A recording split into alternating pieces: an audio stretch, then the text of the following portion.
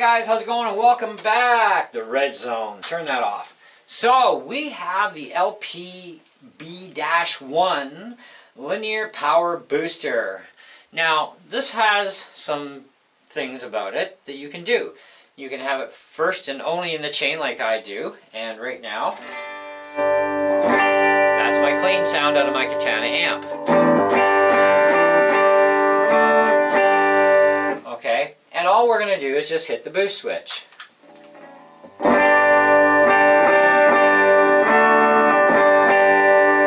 a huge power increase.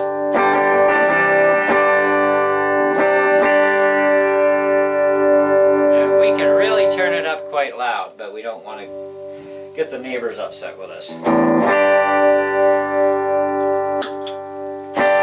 So not much to demo here, unfortunately. Short video.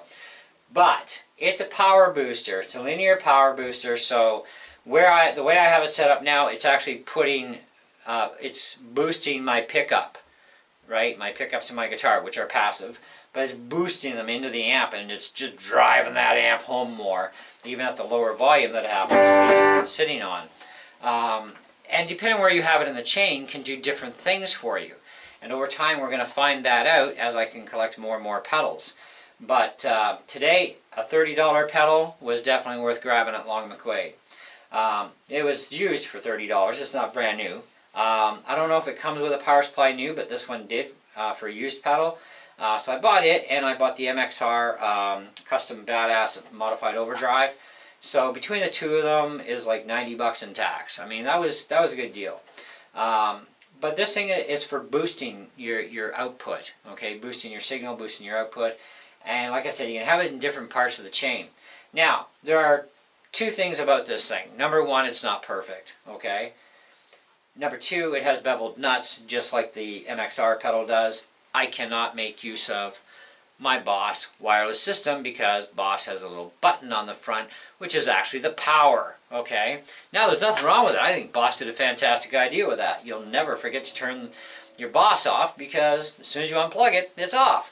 Best solution ever, right? But not when it comes to trying to plug right into a pedal when you have the 2 fob kit like I do. So basically 2 fobs is transmitter and receiver. Now they do have a pedalboard version, so you wouldn't have a problem if you bought the pedalboard version, and you won't have a problem with Joyo, obviously, because Joyo has its own power switch, you know, and many other wireless systems have their own separated power switch that is not relied on being plugged in to turn on.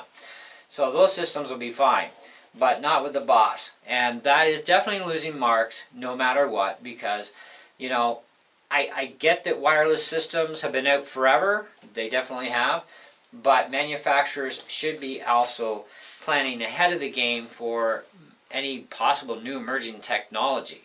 Now, I don't know when this pedal was made compared to when my Boss system came out, and it really doesn't matter, but you know, I think there's a good side to beveled nuts on pedals, but I also think there's a bad side, which obviously this is. So, but anyways, I think that I have to put this thing, you know, as far as the star rating goes, nothing is perfect, and it's getting a serious ding on that bevel thing. You know, that's, I mean, twice in a row, I mean, you know, but, and I didn't think there would be a problem with the Boss system, but apparently there is. So, there's just too much of a bevel angle. Maybe a lesser of a bevel, like just bevel the main edges, you don't have to bevel the whole darn nut. You know, bevel just the edges on the outside, would have been perfect. No, none of them thought that one through. So, that being said though, for 30 bucks you can't go wrong for a used one. I don't know what it sells new, but whatever it is, it's worth it because you get to boost your guitar up in many different fashions. Like I said, beginning of the chain, end of the chain, somewhere a third of the way into the chain, middle of the chain. So wherever you place this thing, it's going to boost stuff from, you know, behind it forward, okay, kind of thing. In other words, or no, it wouldn't go behind forward, it would just go straight forward.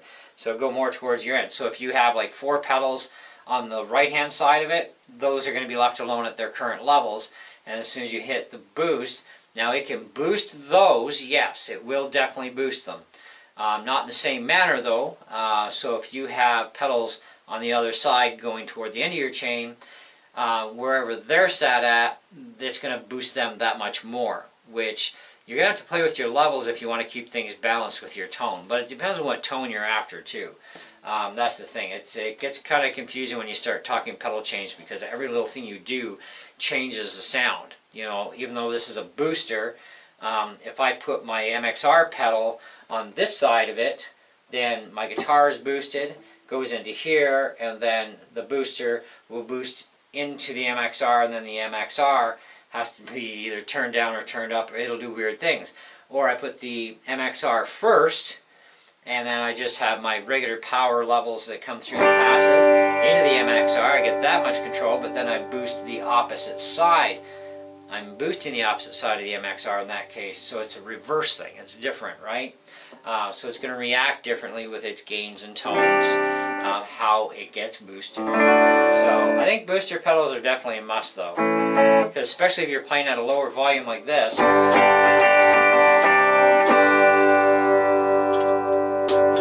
you need some extra.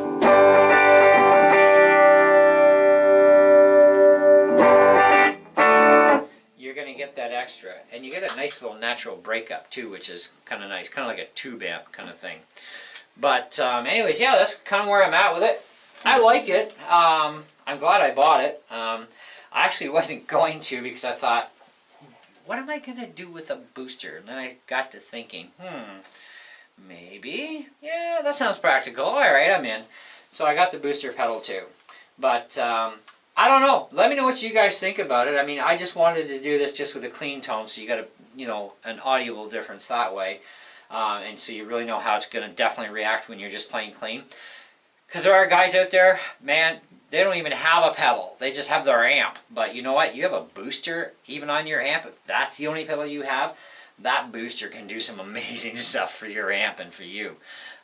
So that's another thing to consider. Perhaps maybe just owning one pedal would be a booster would be great for those non-pedal people. You know, it might help you out with some other tones that you never knew were possible, because it definitely will. But yes, does not run on batteries though. It is subject to a power supply. That's just the way it happens to go. But you can plug it into a pedal board that does have battery power to it, so you can use a battery powered board, like rechargeable boards. So you know, you don't necessarily have to run off the hydro brick that comes with it.